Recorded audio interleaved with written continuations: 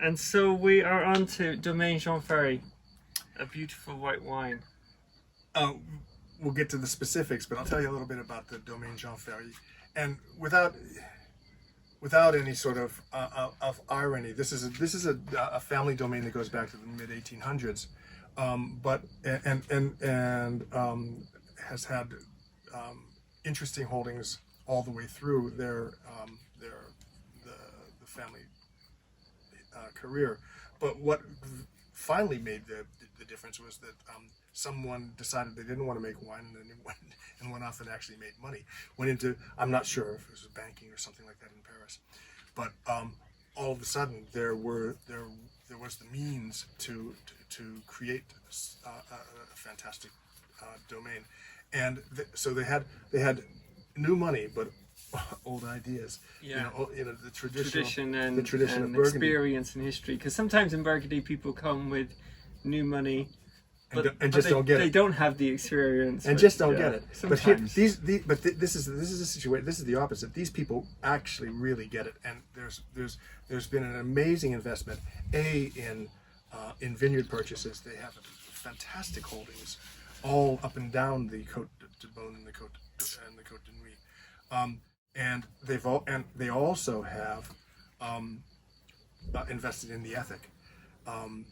They've been biodynamic from right from the get-go. As in terms of this generation, they had Pascal Marchand on as a consultant for a while, and what they're doing right now is cutting edge, world class. Yeah. I don't know. I mean, you use all of those superlatives that you may, but this is definitely one of those domains that is relatively unknown, bursting onto the scene, and we're so thrilled to have him on our list. I was saying, I never go to the cellar and pick a bottle of Domaine Jean Féry.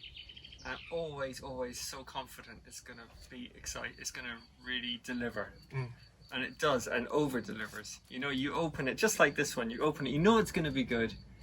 Then you drink it and you're like, oh my God, it's even better than I thought it was going to be. And that's what it is. It's all of the adjectives that you use to describe the wines of a particular appellation, in terms of the French say typicity, the typicality, I'm not sure what the English word is, of the wine. But then there's always something more. There's a depth. They go that extra distance to give you concentration, and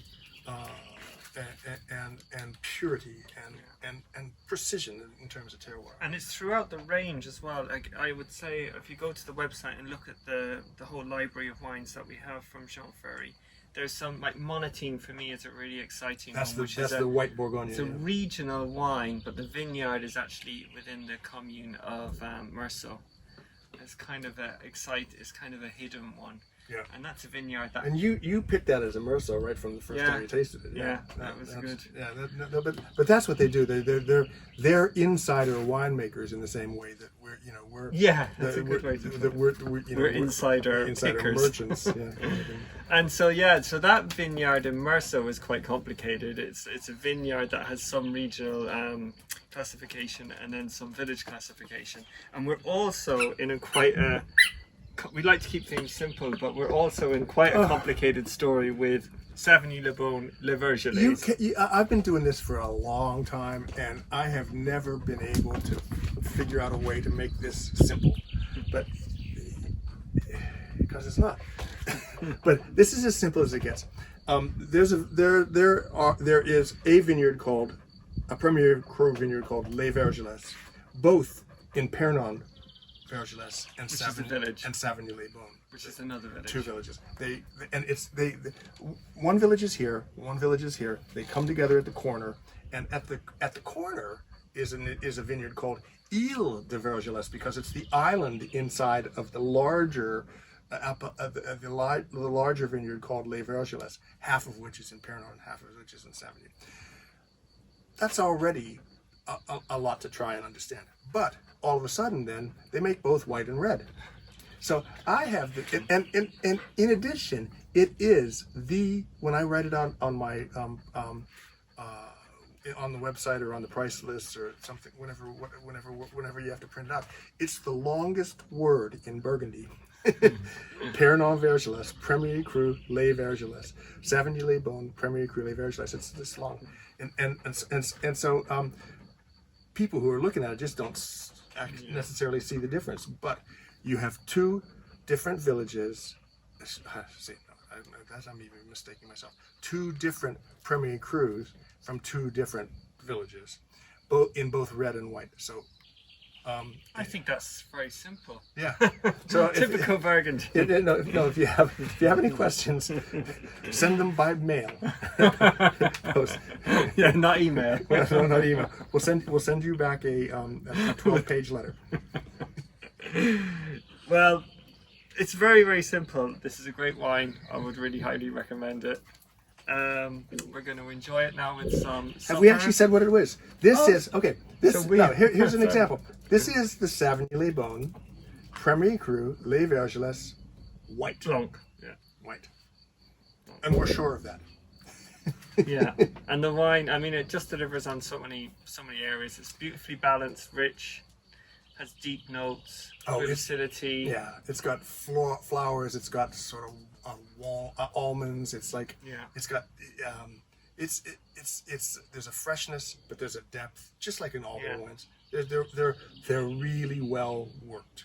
The really good wines, you know, you can't just pick out notes like one note, two notes. They're 20 notes because it's just not. It's complicated. But you know if the wine's balanced or not, and it's definitely balanced with all these intensities. These are like you know arrows at the bullseye kind of thing.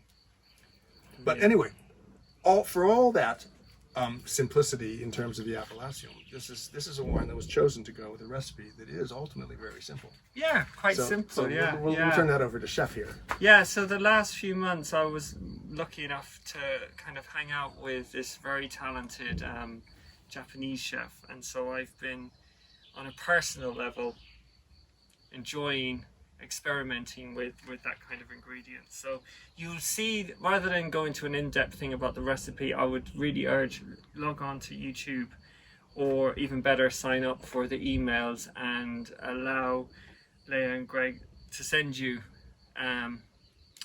the offers of these wine pairing and wine videos. So very simple flavors, hopefully very balanced, like the wine, intense but balanced and simple. And it's so what's really cool is that a lot of Asian influences has sort of seeped into Burgundy cuisine over the past 10-15 years, simply because these wines go so well with that food. Yeah, and I think a lot of Japanese chefs, I mean, throughout history and with their cuisine and lots of things in life, they look for purity and precision and perfectness. And so I think they deeply believe that the food that they've been working on for thousands of years marries well with this wine, specifically Burgundy, because of the purity. And throw in French cuisine for the heck of it. Yeah, now and again you can do the French. It also does well with French. This is just my little Japanese phase. This is another reason. This is another reason. We all of a sudden, you know, the world's opening up again, and you should come to France right now, because it's an exciting time in terms of Renaissance, in terms of new ideas, in terms of all the old traditions. Yeah. Exciting young winemakers, but also these world famous, quite rightly world famous vineyards and places. Yeah. And that's what we do. It's interesting.